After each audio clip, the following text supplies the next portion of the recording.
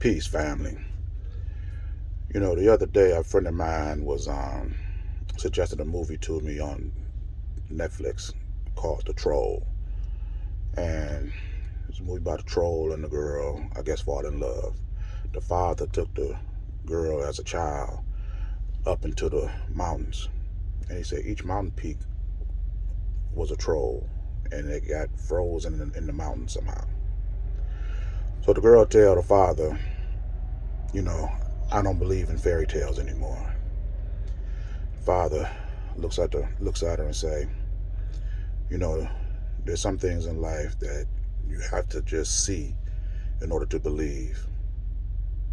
But there are also things in life you have to believe before you can see it. I stopped watching the movie at that point. That was enough for me to say I'm gonna go back and watch the rest of it. But it got me to thinking. I believe in the restoration of my people. I believe that the way things are going right now, it cannot possibly continue through my lifetime. I believe it because of what I don't believe in. I don't believe that our people are going to be ignorant enough, stupid enough, subservient enough to continue going along this path. I believe in what I don't see but hope for, as opposed to what I do believe and hope for.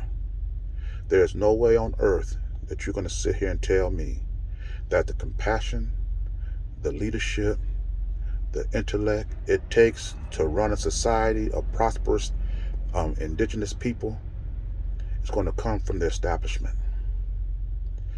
When you look, it is not hard to have a community of people of different races living amongst each other in peace and harmony. All you have to do is provide essential needs and services, present them at an equitable rate. Each person, each race that has an opportunity has equal chance to obtain it, and everything is manufactured within their reach. This is not difficult. When you look at the current structure of each entity that governs over our lives, where's the intellect going to come from? Here you have politicians, Democrat and Republican, constantly at odds. They agree on nothing. Then you have the people that's so dumbed down, they trying to decide whether to pay for groceries, a daycare, mortgages, or prescription, while you got political candidates trying to decide whether he want to be a vampire or a werewolf. Where is the intellect going to come from?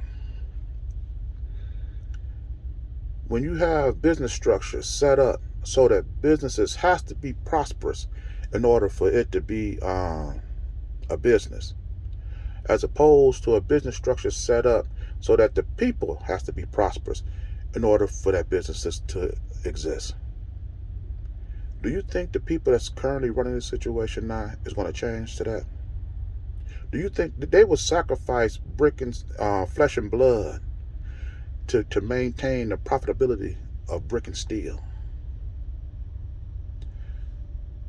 When you listen to these so-called white enlightened people, the Jane Elliots, and there's all these white guys that's sitting up here proclaiming the cruelty of white people and how great black people are, or how great they were. But they never mention the restoration of our people. They never mention that what you had before, you can have again. We so satisfied and happy that white people are starting to come out and admit their atrocities. We never think that we can go back and obtain a lifestyle, the culture, the history, and bring it back to our present.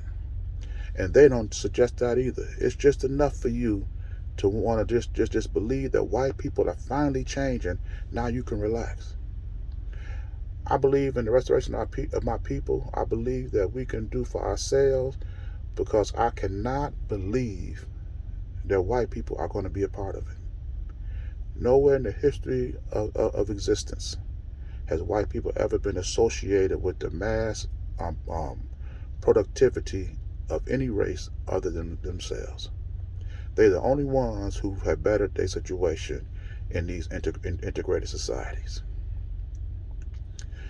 You know, my friend, she was telling me, well, I was talking to her son, and he was telling me about this girl he was dating. And, oh, she calling me all the time. I'm on vacation, and she calling me. She doing this, blah, blah, blah. And I'm like, boy, you got you a good one. Because, see, while you gone from her, all she's doing is thinking about you. And she's calling you. As opposed to what you got out here in the streets now. The second you close the door, here you got most of these women running around trying to see what else they can get into. I said, when you look at her, when you look in her eyes, I said, do you see your unborn children? And he told me, he said, John, it ain't that serious, it ain't that. Well, you better make it serious. When you look in the woman and you can see your unborn children in her eyes, you better hold on to her. And I'm telling my people right now, we have been looking in the eyes of America for 246 years. Tell me, can you see the unborn children of our future generations living in peace and prosperity? Living in an environment that you're happy to see them in, where they are the leaders, the dictators, the determiners of how they exist? If you, after 246 years, you can't see that in the eyes of America, it's time for you to start looking at this mother eyes are wrong. So I'm gonna end this video here. And if you appreciate this content, hit that like button.